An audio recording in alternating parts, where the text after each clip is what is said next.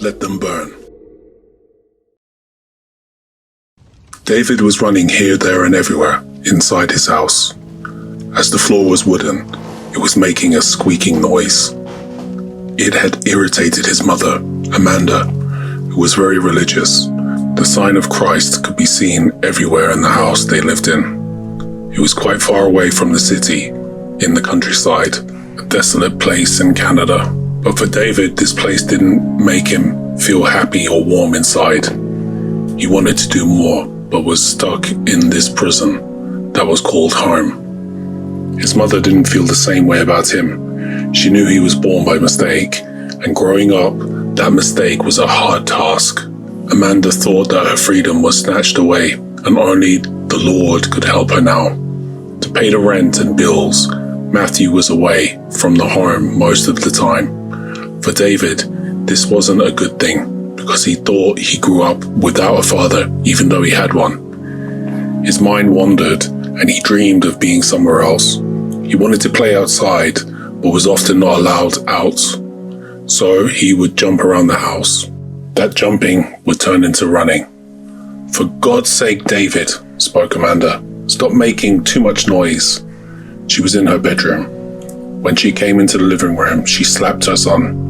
He then faced his mother, who looked quite old for her age and decades old for her manners. She was more like a cruel teacher than a caring parent. David explained to her that he wanted to learn. He couldn't remain empty just like his mother. Amanda just saw him as a 14-year-old child who didn't obey her. Snatching his hand, she took David to the room, which was below the stairs. She locked her son inside. The lesson was learned when he stayed there the whole day, dreading everything. His life felt like an abyss that he couldn't escape. "What should I do?" he sobbed, and began looking for any answers. The next day, when David's mother opened the door, he was surprised when she spoke.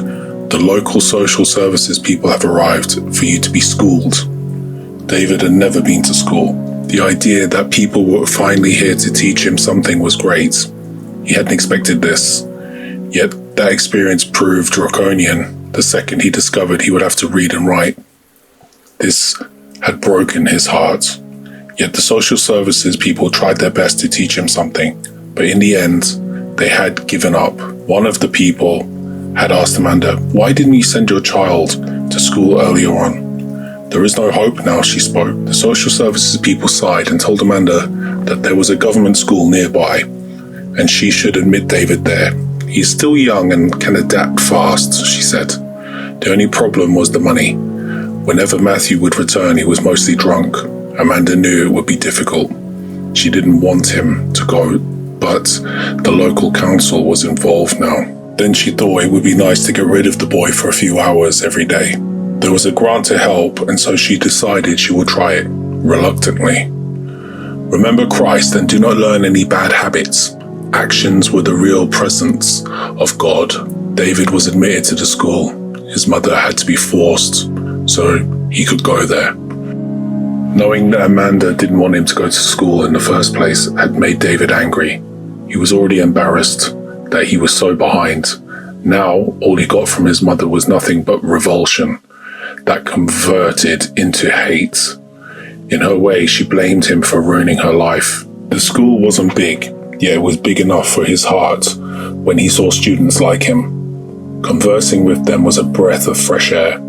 Some helped him, some joked about David, that he could not read or write. Yet his determination to do something with his life made him face those challenges. Before the summer holidays, Matthew had returned home. He had underlined some words in the class and was now learning their pronunciations. He practiced writing nouns and then understood how verbs went along with them. But more and more, he also observed how students read the text in their books, practicing non-stop. After he had come home, Amanda couldn't tolerate it. "Can you shut up?" she snapped. "Tomorrow's a holiday." "It's not, Mother," he replied. "It's not?" she then asked. He nodded his head, fully knowing he was lying. He had other plans. It included meeting his friends, and with them ice skating on the outskirts of the city. David wanted to have fun. He needed a change, wanting to do something good in his life. The next day he went out. and his friends picked him up. Finally, he opened the window of his friend's car. The wind hit his face. This was finally something fresh in his life. He saw opportunities, something greater than his terrible home. Later in the day, he was ice skating and fell many times. His friends laughed and gave their hands every time to get him up. With their support, he enjoyed that day until he came home. The second he entered the house, his mother slapped him hard on the face and David fell down. "You liar," she snapped. "It was a holiday. I called your school." "But mother..." "Enough." She spoke again and snatched his hands and dragged him to that dark store. This time his hands were tied and his mouth was gagged to produce fear inside of him so that he could obey his mother. But as he lay in the darkness, after some time, David finally could hear someone stepping upstairs in the house. It was his dad, Matthew. The second he opened the door, he began laughing, witnessing his son had wet himself and that he was crying. "I can't believe you're so drunk," Amanda said as Matthew was untying his son. "I lost my job," he replied. "If you won't shut up..." "Why did you release the boy?" she interrupted. As David was almost untied, Amanda immediately had run towards her husband, and the second she stopped Matthew to untie her son completely, he resisted. She then pushed him. This was when the already angry father punched his wife. It was so hard that Amanda's upper lip was cut. She began screaming in pain and then crying.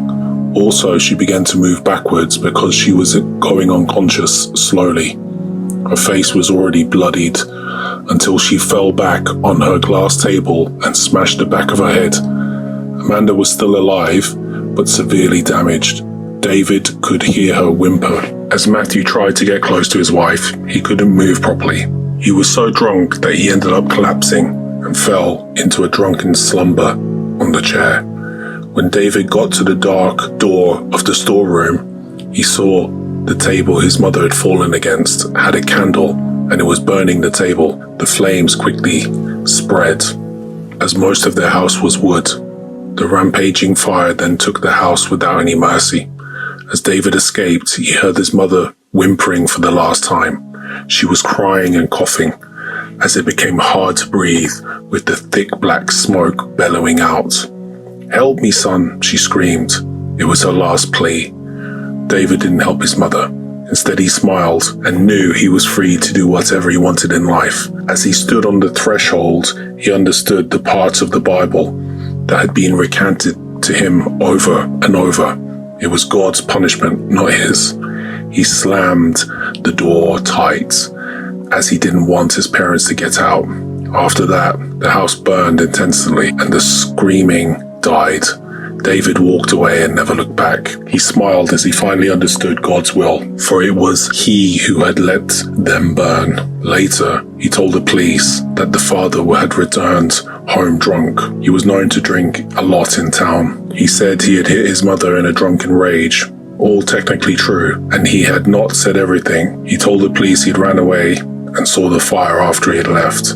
His parents' bodies were removed after the fire was under control. A few days later, apart from the priest and David, nobody attended the funeral. He was placed in a loving foster home and 2 years later finished school. David now works with social services to help families of domestic abuse just like him. The end.